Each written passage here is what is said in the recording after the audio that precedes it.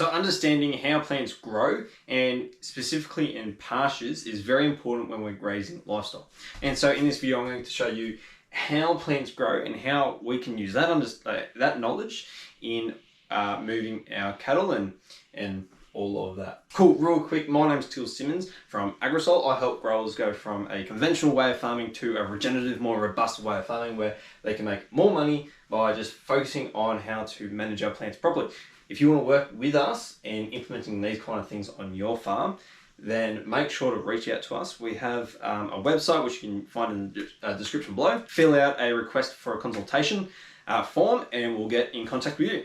Plants go from, I guess they start off as a seed, everyone knows that. They germinate, they put down some roots and then put up some leaves. This stage, this first stage, is where the plants become established and they start becoming more reliant on photosynthesis rather than the reserves in either in the seed itself or in the roots if it's grazed. So if it's been grazed heavily and the plant loses all of its photosynthetic ability, it will rely on the reserves in its roots to regrow. And so this growth, this section here is the plant coming into a point where it's completely reliant on photosynthesis. So once it hits this point and transitions into phase 2, this is where the plant becomes reliant on producing its own food rather than using its reserves in the seed or the roots. And so this is where we see the most rapid growth in our pastures. So it rapidly shoots up to this point here.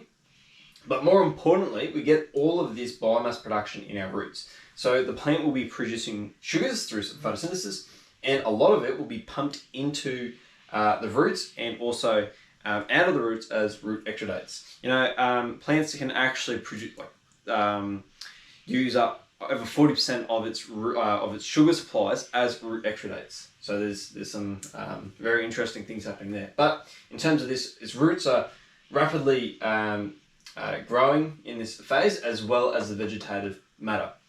And so this is really important because we want to keep our plants in this phase as long as possible and for as much of the year as possible, because this is actually where we're growing. This first section here, we're not really growing, the plant's becoming established. It's in this stage that they're actually growing. And then we cross into phase 3, which is kind of like maturity or lignification. That's where our pastures become very kind of woody, or it's called lignified. It's where lignin content increases and it makes for terrible pasture. So while this is happening, we can track the quality of the pasture as well. And it tends to be very high at the beginning, very high in energy and nutrients.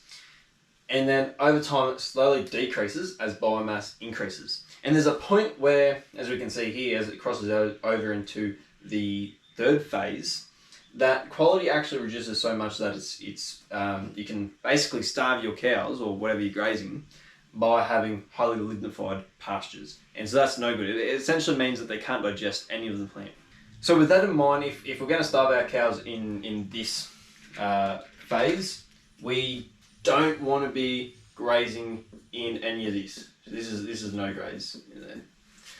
Now, what if we graze in the first phase?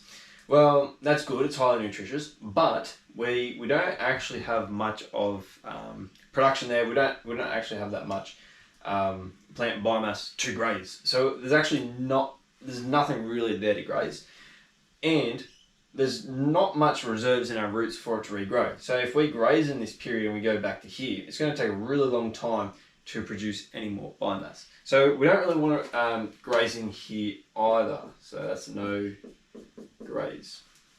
But what is a great time to graze is in our phase 2. And more specifically at the end of stage 2. So in this late part here, we still have a fair bit of quality, not as much as if in the first part. That's fine because we've got a lot more pasture. And so what we want to do is we want to start grazing here and then follow this all the way down to this point here. Now this, if we graze from here back to here, we giving the plants a high amount of reserves to grow back from. And so the plants have that, they can use that to throw out new leaves and start photosynthesizing again, which allows us to then rapidly increase, and then we can graze down. So we want to go from a late phase 2 to a early stage 2, so we can maximize the growth of that plant and maximizing the quality before it goes to lignified. That's a pretty easy concept to understand, but this is on one plant. So how can we ensure that this process, the grazing from a late stage 2 to a stage 1, happens across a pasture, across a land? Well, it has to do with our stocking density.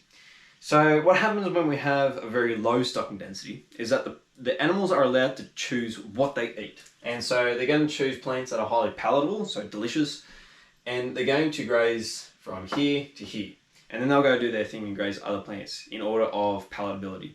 And so they'll selectively graze yummy plants down to not so yummy plants. So what will happen is if we have a really delicious plant, the cow will graze from here back to here, but then it will regrow a bit, and so there'll be a bit more biomass, and then the cow will then graze from here back down to here if we don't push them on and get them out of there. And so it's going to leave our really palatable plants, the ones that we want, because palatability is really good. We're going to have all these highly palatable plants that we want graze down into a zone where we don't want them to be grazed. And in the meantime, we're going to have plants that are unpalatable. They're not going to be grazed, so they're going to start going into this phase 3 here, which we don't want that. And so that's what happens in a low stocked situation where the animals are able to choose what they graze. What we want to do is have the opposite. We want to have a high density stocking rate for a very short period of time. And what this allows is that we have the whole pasture, and the cows don't have a choice in what they graze. They have to graze whatever there, otherwise they're not going to get fed because something else is going to eat their food. And so this makes sure that all the pasture in that paddock is grazed from here all the way down to here, and then we kick them out and make sure that the pasture can then grow back to its reserves, where we then introduce the cows back in to graze. And a good way of ensuring that we get this is making sure that our carry capacity is equal to our stocking rate.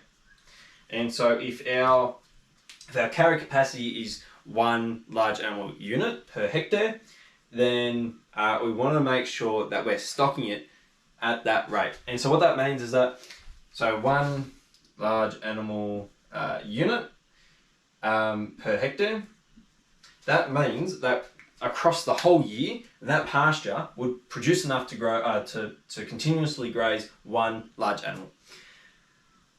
Which means that across a whole year, we're going to get 365 large animal unit days. So enough days to feed 1 large animal unit per hectare.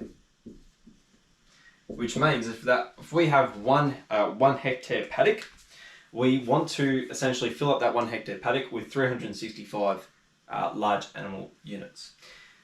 Now, of course, this will change with the carry capacity of the land. So if it's half of that, it's going to be half of this, and vice versa. But essentially, we want a really high stocking density. We're going to move them every day. So we're not going to have 1 cow or 1 animal in there for the whole year. We're going to have 365 animals in there for 1 day, and that will cause for a uniform consumption of the pasture. Now, 1 day rotations might be a bit extreme for you, and so some people like to push this out to a week, but I've read that it's probably best to move them every 4 days. So that's a good equilibrium between effort on your part and ensuring that you get a nice uniform graze without overgrazing.